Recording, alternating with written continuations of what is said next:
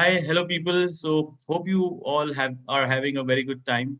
I definitely am because today we have a very special guest, Jeroen, who happens to be the co-founder of Salesflare, which is a powerful CRM for small businesses who are mainly into the B2B space. So I'm super excited to have Jeroen as our guest today.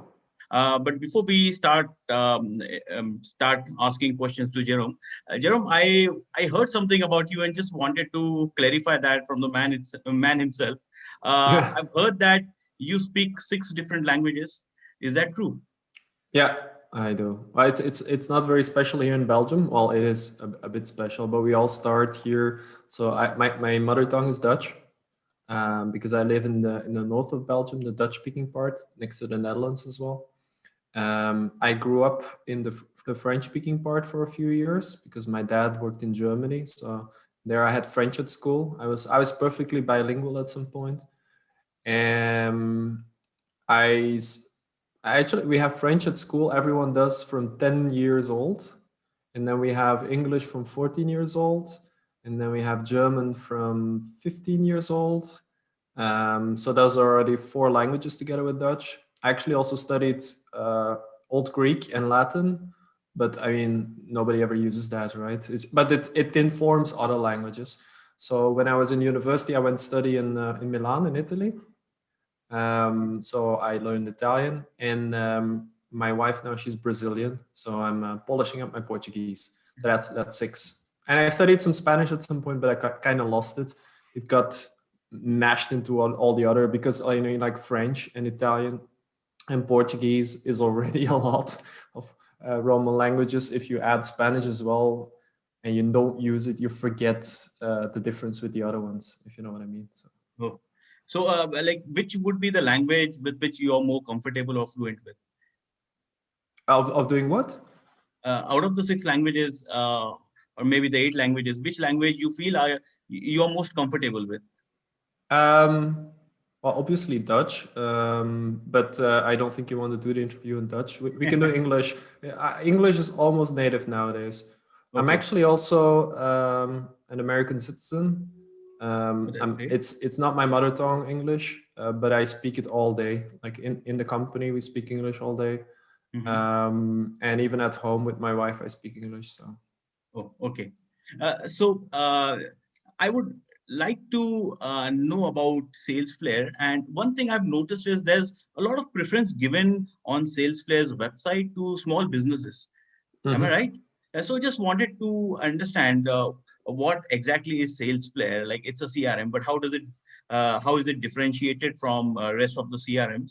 And why do you focus so much on small businesses? Yeah, it's a good question. First of all, yes, there's a lot of CRMs. I think on g2.com, if you go look, they list more than 650 CRMs, and they rank them and all that. Within that space, you have the very big enterprise CRMs like Salesforce and Microsoft Dynamics and this kind of stuff. Those are really like big systems which enterprises buy, and then they get an army of consultants to customize it because it's basically you buy building blocks, and you based on that you can create the right thing for your company. Small businesses and medium-sized ones are very different in the sense that they don't want to hire a bunch of consultants to build something for them. They Mhm. actually want to build something that fits for them off the shelf. Like so it's a totally different thing. You'll also see that Salesforce is quite bad with small businesses. Lots of small businesses don't like using Salesforce. That's because it's an enterprise CRM system. And then on the other end, you have solutions like HubSpot or Pipedrive or ours. It's all much more practical tools that you don't have a lot of setup with. You just buy it, it works, and it helps you. It's also much more practical, and it's focused on the end user. And within that space, in which there's still quite some players, I just mentioned a few names. Um, we focus on the sales aspect.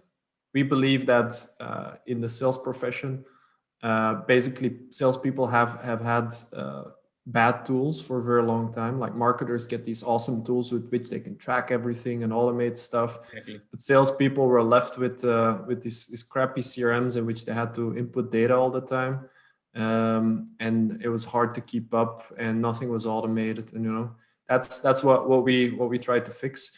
And then we focus on B2B companies. So companies who sell B2B, because we like to keep things simple, and we like creating something for B2B and not necessarily for things like real estate, etc. That's not really a match unless you sell commercial real estate. And then within that space, we differentiate by fixing that problem that I just mentioned. So, even though there's very nice looking CRM systems for small businesses, sales CRMs focused on helping you sell, they all fail at some point. And that's an issue we had 7 years ago. We had a software company ourselves. We had to follow up a lot of leads, and we tried to build a consistent system so that we could follow up customers in the right way, remember all the things, follow up at the right times, so that we could close a maximum amount of leads into deals, like turn them into revenue, have happy customers and all that. And we always failed. And we figured that it wasn't so much that it was bad software or something that we were using. It was just that the software was built with this expectation that we would fill it all out manually. And it was a lot of work, and we just couldn't keep up. Every time you do something, every time you meet someone, you get an email, someone else is copied in, you're like, oh, there's this other person in the company, put them in the CRM. You see an email signature with a phone number, you're like, oh, that's good, put it in the CRM. You call them, you put it in the CRM. You have a meeting with them, you put it in the CRM. And if you don't have this reflex all the time while you're doing stuff to document it, then the system very quickly falls apart, because the CRM that doesn't contain the data cannot help you to organize yourself, of course. And then we saw that actually all that information, like I already gave a few examples just now, uh, that information was already digital. And we were just copying digital information from the one system into the other, which didn't make a lot of sense to us. So we figured, like, what if we make a system that pulls all that data together automatically? So I could find some stuff here and some stuff there and stuff there, and then it combines it, organizes it for you. And basically all you have to do is say, like, yes, I do indeed know that person at that company, I want to add them. Yes, that's correct. Oh yes, I have to do that. And the system then populates it all for you. So for instance, about contacts, it will find data in email signatures and social information, and it will find stuff about companies and company databases.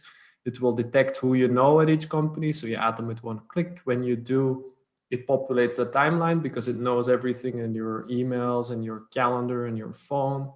So it's really a system that helps you to do sales as a small or medium-sized business selling B2B, without you having to go through all the pain of keeping a CRM up to date. Okay. So I'm sure you must have made some very good decisions throughout the process. But would you like to share some bad decision or maybe a mistake that you made during your journey? I think that would be a really good learning for our viewers. We made a lot of bad decisions. So let me pick one. I think some of the most painful ones are when you hire the wrong person. Um, well, at least most painful for me personally is when you hire someone and you have certain expectations and you want to make it function in the team. And at first you're like, oh, it doesn't seem to work, but we're going to try to make this work. And you put a lot of time and effort into this. But then there's this awkward tension, and it just doesn't work. And in the end, you have to fire them, which is also not fun to do.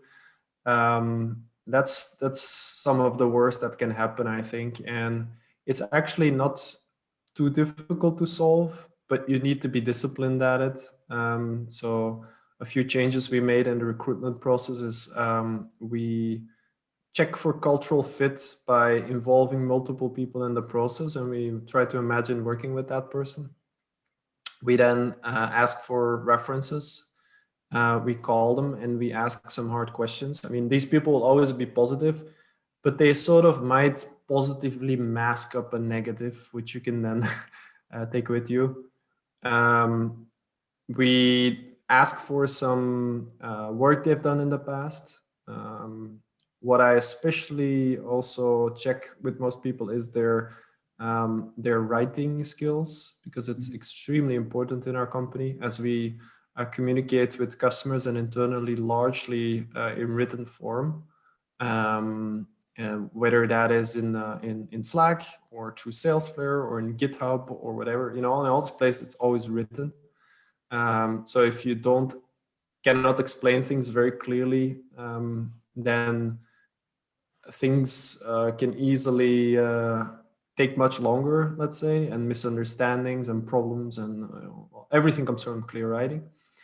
And then, as a last point, what we try to do, but it's harder in some positions than others, is have a little test project together where we actually work together on something small, so you can feel how a collaboration is going to be. Because Mhm. really, if you leave that for after you hire the person, the first thing you do together, you can probably already feel where it's going, and it would have been nicer to do that before you hire them, Before, right? So correct, yeah. right. So I think that problem is faced by many organizations. I think that would be a common problem, a common link between many organizations, right? So Yeah. during the pandemic, I believe that a lot of businesses got affected, obviously, but there are some businesses, especially the SaaS-based businesses, that did quite well, I believe.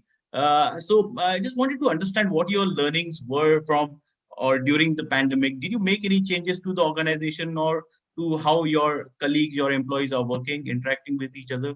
So how was it like during the pandemic and post-pandemic? Yeah, well, we are not post-pandemic yet, at least not here. I don't know whether in India, but We were briefly, but now we feel yeah, that we were wrong. yeah, the same here. Yeah, well, we were never post, but they relaxed things a bit, and then a few days ago they decided to make it stricter again, back to where we were basically throughout the winter. Um, Now, what we changed mainly, like we've always worked with companies all over the world in a remote way, and we were completely prepared with, I mean, we were online and digital and stuff you can imagine. Um, the main thing we had to change was our internal communication, because the main thing that changed is in the past we were together in a room, we were next to each other and we could talk, and now we're all in our own homes. We can still talk through Zoom, but a lot of stuff in between meetings is not in spoken form anymore. It's really written, like I said before. Um, and where we did rely in the past on this sort of informal communication by being in the same room, also to keep up to date, nowadays we have to make it much more systematic. And actually, I've written a full blog post on that. We republished it a few days ago. It's if you type in Google remote team Salesflare, you'll find it. In there, I detail all the changes we've made Mhm. to make things work, because where in the past sort of we tended to rely, I would say, on accidental communication in the office. Correct. Nowadays it's way more systematic, which makes that it's also way better than when we were in the office, because everything that is decided, that is discussed and all, it flows sort of, the information flows in a good way, and that makes that there's way less stress, way less misunderstandings, and everything is much more organized. One of the simple changes we made, to share one with the listeners, so you don't have to Google. The rest is you can Google. Is at the end of each meeting. So we try to limit meetings to just a few people, because if you're more than three people in a meeting, probably the other, like if you're five in a meeting, the two others are sleeping. They're not contributing, because you cannot have a discussion with five people. Correct. So we try to limit meetings to three people, but then how do you make sure that all the others also know what happened in the meeting, right? Mhm. Because that's important. Now, first of all, we make meeting minutes. That's sort of basic, but we have a Google Doc open during the meeting the whole time, and in a sort of bullet point format, we write down everything that we discussed, things we decided to do, things we decided not to do, why, all the details. But then, people that weren't in the meeting, they're not going to read the whole document. So what we do at the end of each meeting, like in the last 10 minutes or so, we go through what we've decided or discussed, and we try to think like, what should the other ones that were not in a meeting know about what we discussed here? And we write that down in short, also bullet point style, with a link to the full document, and we paste that in Slack. And then everybody knows like a short summary of what was discussed, which makes that everybody is then always up to date on every discussion, and that helps a lot to keep the information flowing. Okay, great. Now, the next question is actually from me. Just wanted to understand whether you are a sales guy or a marketing guy or a tech guy. Like, where is your inclination more towards which side? Um, all of them, I would say. I like all of them. So what I like to do is building stuff for people. But I mainly like the for people aspect of it. So seeing that we're building a product and an experience and an interaction and all that for people, that is the best thing we can deliver. And that's sort of where I would say sales, marketing, and product, not necessarily the technical side. I don't like to do the technicals behind the product. I'm also not really the person most qualified for that. Um, but that's what I like to do. So it's a mix of you could say call it product marketing. Perhaps it's probably what if you take Better term would be. one concept that catches it best, it's probably that. Okay. And do you think like now, these days I've been introduced to a term called as CRM acceleration. And I was really intrigued by it, that what exactly is CRM acceleration. And at that time, I realized that the term is mainly referring to the various integrations, basically a CRM integrating with some third-party apps. So maybe like a Zapier, a CRM having a capability to integrate with other applications. So what are your views over that? And I'm sure Salesflare must also be having a provision of where you integrate your CRM with other tools. Yeah, I'm googling CRM acceleration now because I have never heard about it as a person in I CRM. think that is So the buzzword these days, but yeah, I it's a very fancy word, basically. I cannot find it in Google, but I would say yeah. Where CRM is probably accelerating most is that it used to be this sort of, at least in people's heads, this sort of address book kind of place where you just had some information about people and companies and then some notes and this and that. Then it turned over the past, I would say, 10 years or something. We're in this for 7 years. I think we were around where it started. We were one of the first to integrate emails into the CRM in such a way that you could see every email in there. When we first presented that to companies, they were like, "Are you sure emails in the CRM? Don't you want only the important ones and you just copy and paste them in there?" And we were like, "No, you want to see the timeline." So I think CRMs have turned into from a sort of a database. They have turned into a communication system actually. So I think personally, then in CRM nowadays the communication needs to be central, and the data is extra. Right? Because in sales, the essence of sales is communicating, right? You're communicating with a customer Exactly. to get them from having an issue to getting them to a solution. So it's all about communication and a process to follow up and get them from here to there.